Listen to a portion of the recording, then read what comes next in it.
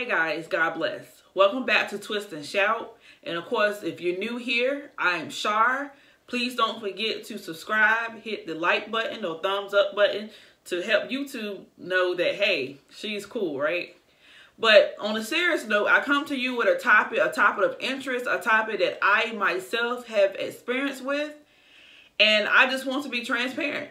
And I want to help someone help themselves. And the topic today, of course, if you can tell by the title, is depression. And I would like to say that disclaimer, I'm not a psychiatrist, I'm not a therapist, I'm not a counselor. I am just a servant of God.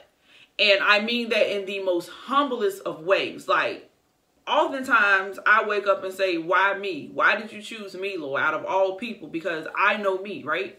But God knows me better. And for that reason, he has chosen me to be a mouthpiece, which I humbly accept.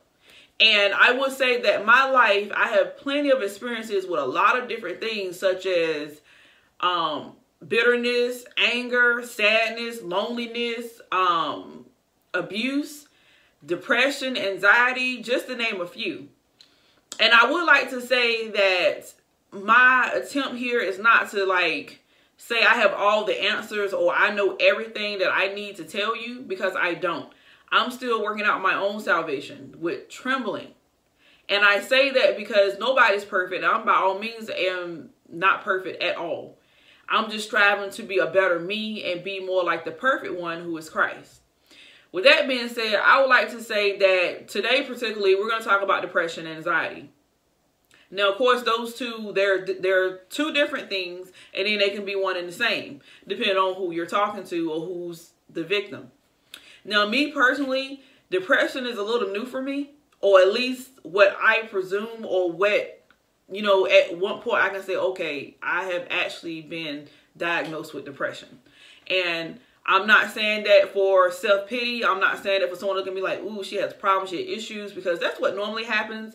And I would like to say that's probably one of the main reasons that a lot of people don't get help, because here comes the label and here comes the stereotypes, and that's not fair to any of us. Now, the anxiety part, I always had social anxiety. Like, since I can remember, I had anxiety. Like, just being social, being in a room full of people, interacting. I was always awkward, always caught off guard. I'm the type, I get frustrated very easily. So in doing so, anger comes. And the anger tends to cause reactions that is not favorable, I would say. And whether that be through other people or through myself. But me being a Christian woman and me growing in my faith and me having a loving husband by my side, I can honestly say that things are looking up, and they're looking up for the better. Now, if you've been following me, you know that I recently posted a video disclosing some personal information about being sexually molested. It was probably one of the most hardest videos to actually release, like just to hit upload. It was so hard because, for one, you don't want to ever have people looking at you like, oh my God, I'm so sorry, I feel so sorry for you, because that's not my intentions. My intentions is awareness. Enough awareness for you to go home and say, hey, let me check on my children. Let me ask them some questions. And let me just be more in their lives and stop running after everything else. Like, the bags will come. The men, well, should be one. The women should only be just one. Like, stop chasing people. Stop chasing the bag. And understand that obedience is better than sacrifice. So with that being said, you want to make sure that if you align your steps with the word and you do how you're supposed to towards your children, then you can save them from a lot of headache and heartache that could avoid future trauma in their lives. And I say that now that I look back over my life and just really dig deep into some rooted issues that I have, such as, like I said, if anybody knows me, they know I'm easily angered. I'm easily frustrated. And like I said, it's gotten a lot better, but people who know me personally have seen me like, look, I can get pretty mad pretty quick. But I know enough, and I know better through my word and through my scripture, that the part about being angry is not necessarily the sin. It's the actions thereof. like whatever comes after that. The Bible says be angry, but sin not. Because we're human. So we have these emotions and we have these expressions. So it's there. We're human, right? We're not aliens. We're not gods. We're not angels. So I would like to just start a beautiful series addressing depression, anxiety, and hopefully I help someone as I help myself. Because with anything that God gives me, I always look within. And I would like to say that many of you has actually supported and looked into the videos concerning faith. I do appreciate you for that. I do see there is a scale, like the hair and natural movement is here and the faith is here. But I have faith that one day I'll be able to look and say, you know what? We're here. Or actually it should be here. Because if you know me, I put God first. But depression. I just had a son. He's about to be 15 months. And I truly believe that from pregnancy to after the fact that there's probably was some previous depression and then postpartum depression, which would be the after fact. It was rough. Many of you who know me personally knew that I lost my job due to technicalities. Like, it wasn't that I did anything wrong, just the fact that because I was so sick, my FMLA kind of lapsed. And it caused me to be due back to work 2 days after I had my son. And anybody who knows me know I had a C-section, and that's impossible. But God has taken care of me, has taken care of my family. We lack for nothing, and I truly thank God. But with that situation and things being so shooken up this time, because if you also know me, you know I also have a daughter. And that pregnancy was a breeze. I had no pain. I was able to finish high school with her in my belly and go to college and graduate college and do all of that good stuff. So I guess this time with comparison, I kind of was a little down because it's like, wow, I accomplished so much before and now I feel like I'm not doing anything. But little do I know, or little did I know rather, that God had me right where he wanted me to be, which was in my home. And I thank God for the opportunity because as a result, here I am on YouTube. But since, you know, I recently have someone who's very near and dear to me battled depression and it almost got the best of them. And that prompted me to say, I got to do something. And I'm the type where if I can't do anything, I'm frustrated. So I always want to help or do something. I want to do my part. And what better part than to create awareness, and awareness in the community and people locally, people around us, family, friends alike. Now, I would say that there is deception regarding depression and what depression looks like.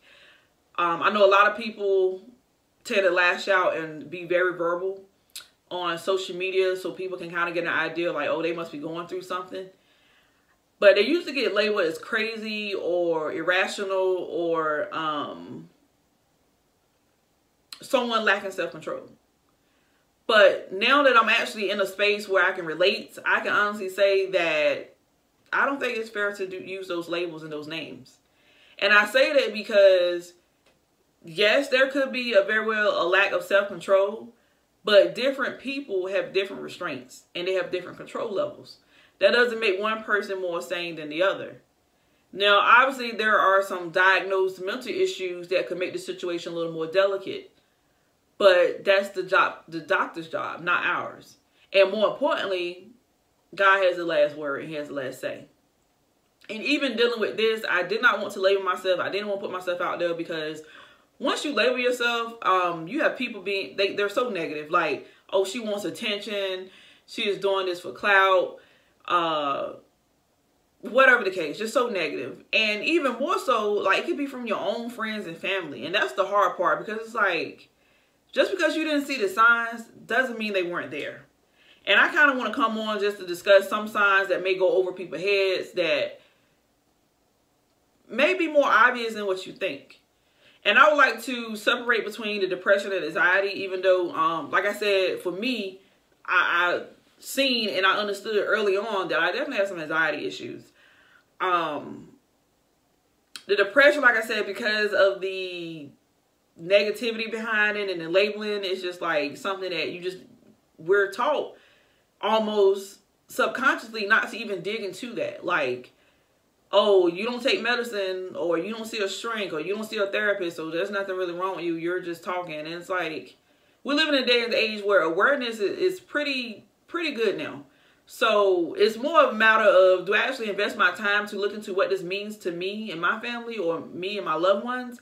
Or do I just look at it as somebody that's mentally ill? And that's certainly not the case, because I'm standing here today with a YouTube channel, so I have some marbles. I may not be 110%, but I'm here.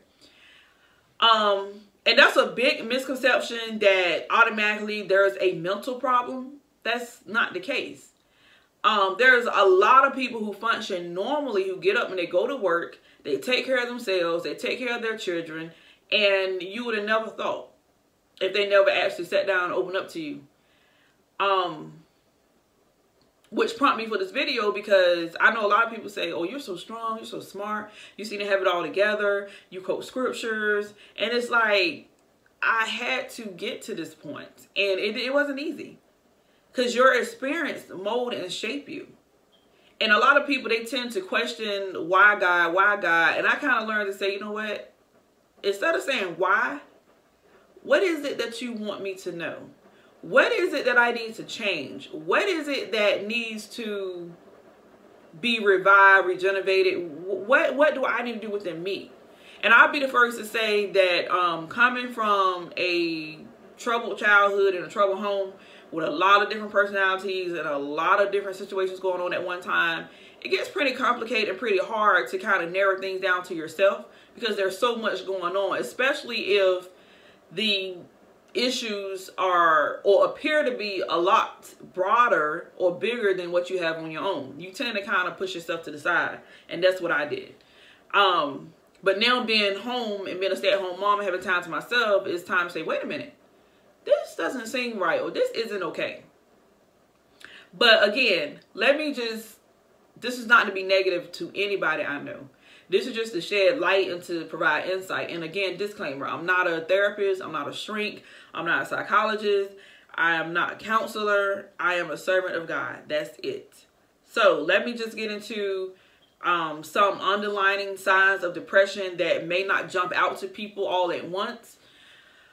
Misconception, like I said, the people who get on Facebook and I hate my life, I hate people, I hate you, I want to kill myself, I want to hurt myself. Not saying that they aren't depressed, but their anxiety of their issue is causing them to lash out.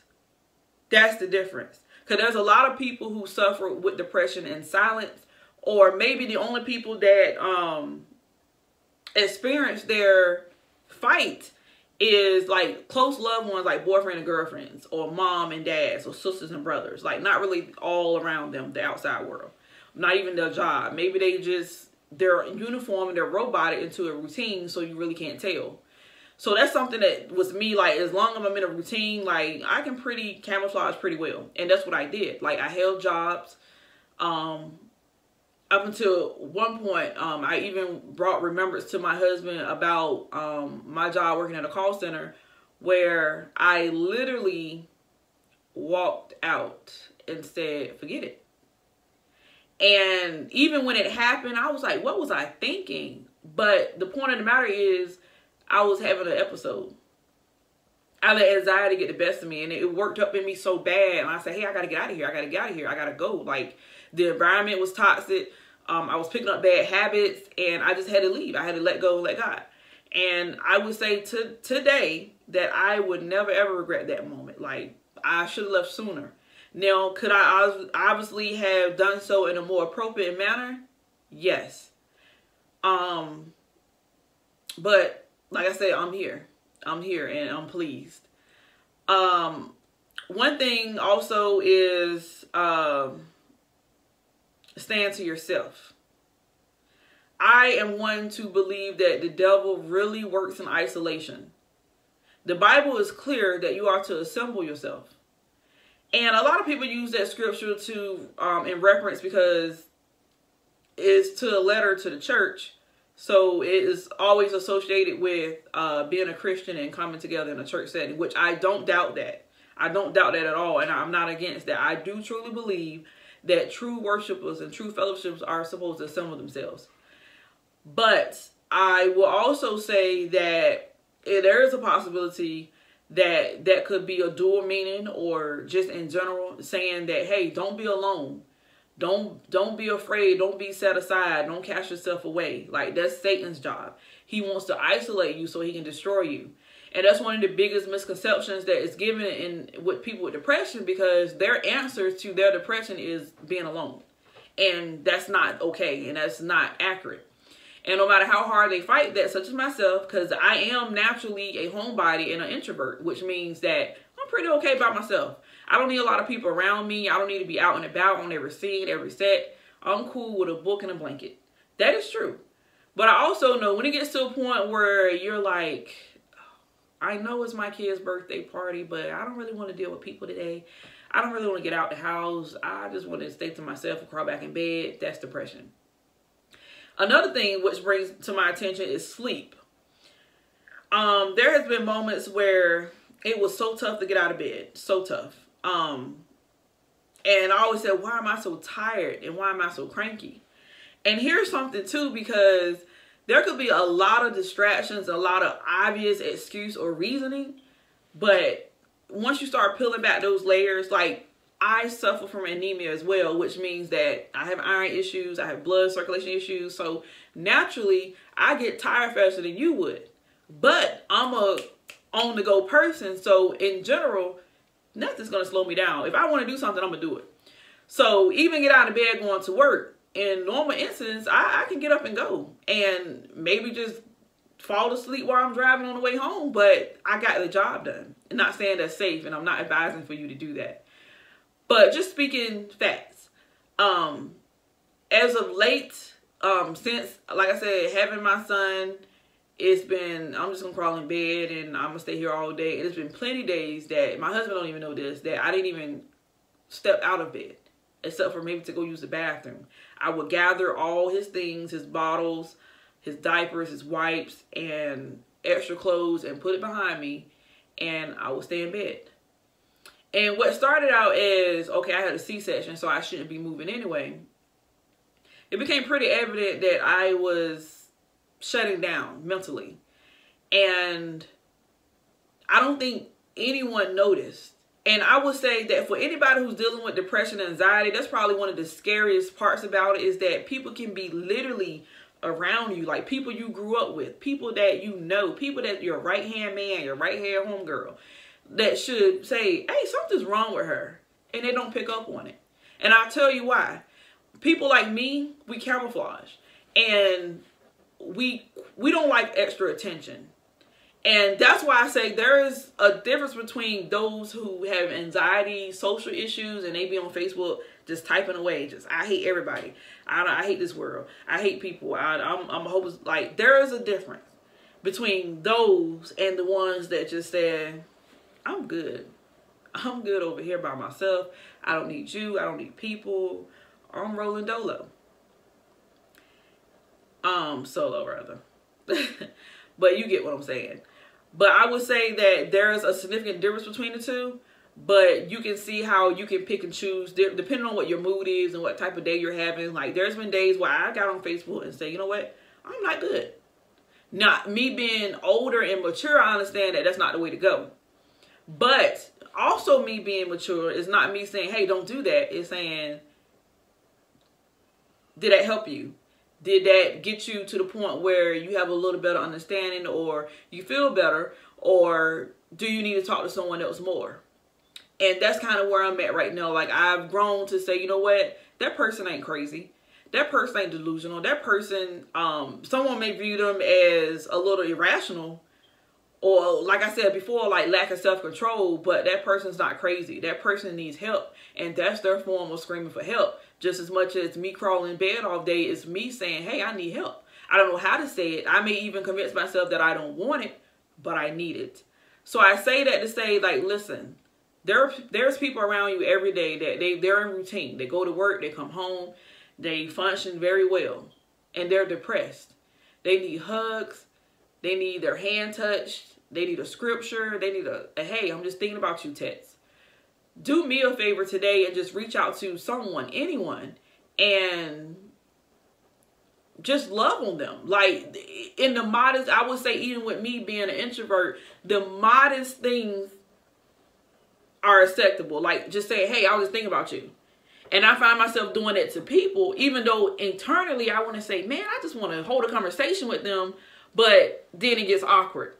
And I say that to say that me being somebody who's been there and done that, like, I have people who have been praying for me continuously, people who have always checked up on me. And then there are those that I'm assuming that either one or two things, because you want to keep an open mind, that they're going through situations too, and it's causing them to kind of go in a corner themselves. And by me being the type that I don't reach out to people, but I expect people to reach out to me sometimes, that's kind of like a contradiction. So I do say that you want to sometimes step out your comfort zone. Like, sometimes it may be awkward at first, but then you'll find out, wow, that person really needed me to talk to them. Or I really brightened up their day. Or I really gave them hope. And I thank God for the people that has been put in my life. And I thank God for the people that I have reached out to myself. And I will say, going forward, it's a lot of people that God has shown me that they need a little extra TLC. They need a little extra more than just somebody just throwing a book at them and saying, here, read this. They need love. Love covers a multitude of sin. And we have to remember that with everything that we do, including dealing with anxiety and depression, we have to learn to just do our part. And do our part to the best of our ability. Like, even in my mess and my struggle, I'm learning that even in my hurt, even in my hurt, I can help someone. And I plan on doing so. So I ask that you please join me on just expressing yourself. I will include my email in the description box, as well as my husband's. Like, if you're male or female and maybe you prefer talking to him, or if you would like to talk to me. Now, obviously, our preference is if you're male, talk to him. And if you are a female, talk to me, because that's just out of respect, because we are two married people. However, I understand if you ran across me first, or if you ran across him first, but I will drop both our emails in the comment section, so that if you're okay with expressing what your issue is or what you need prayer for, you by all means, you can use the comment section. But if you have something a little more personal that you like for me to touch base with you, or provide scriptures for you, or pray and fast on your behalf, I am not against fasting with you. I don't care if you're in another state or in another country. You need God just as much as I do, and I'm willing to share him with you as much as I can, and we need to help one another. We cannot do this alone, and we have to stop allowing Satan to put us in a corner and putting us in a box, saying, all right, you don't need nobody, it's all about you, you don't need nobody else, screw everybody else. That's not God's mentality. We are here for one another, and the quicker we realize that, the better we can help someone, including ourselves. So I love you guys. Keep praying for me. I'm praying for you guys. Again, comment below if you have an issue or concern, or you can email us. I love you. Don't forget to subscribe. And please, if you know someone who's dealing with something, reach out to them. If you know someone that can benefit from this video, please share. And again, this is the first of many. I'll probably have like part 1, part 2, part 3 series. So this will obviously be number 1. I love you guys. Thank you so much.